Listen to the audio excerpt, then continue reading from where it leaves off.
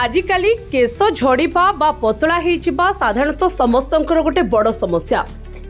तेबे पतला केश को घन करने को चाहूछन्ते कि जदि हाँ तेबे आजिर वीडियो रे मु आपनको देबी एभली किछि टिप्स जहा को आपण आपणैले आपणकर केश गोटे मास मध्यरे निश्चित भाव में पतलारू घन हेबो एवं झड़िबा बंद होइजिबो।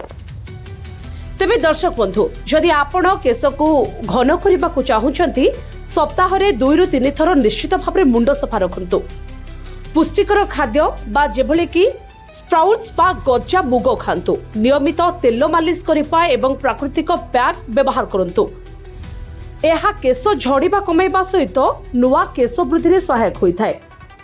जेमिति कि नियमित तेल मसाज करंतु। नडिया तेल किंबा बादाम तेल रे मुंड तथा केश मूल को मालिश करंतु जहा द्वारा रक्त संचालन बढ़ाई केश को मजबूत करिथाय।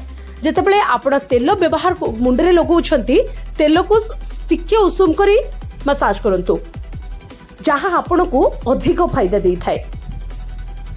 एवं सबुबले प्रोटीन आयरन एवं विटामिन युक्त खाद्य जेभली कि स्प्राउट्स बा गजा मुग बा अंकुरित शस्य पनीपरिबा खांतु। साग खांतु जहा केशर मूल को सक्रिय करिथाय। एवं दिन को सफिशिएंट पानी पियंतु। दिन को 3 ରୁ 4 लिटर पानी निश्चित भाव में पियंतु। सप्ताह रे 2 ରୁ 3 थर शैम्पू रे केश धोंतु जहा द्वारा धूली एवं मैला सफा होई केश घन होइथाय। सेहि भली जेतेबेले शैम्पू करके आसुछंती बा मुंड धोई के आसुछंती संगे संगे केबे भी मुंड कुंडांतु नाही काहेकि ना ओदा चुटी बहुत दुर्बल होइथाय। आमे पानिया रे मुंड कुंडाइबा द्वारा केश बहुत अत्यंत दुर्बल होई जाय एवं झड़िबा स्टार्ट होई जाय। तेणु केबे मध्य चुटी धोई के आसीबा परे केबे मध्य मुंड कुंडांतु नाही।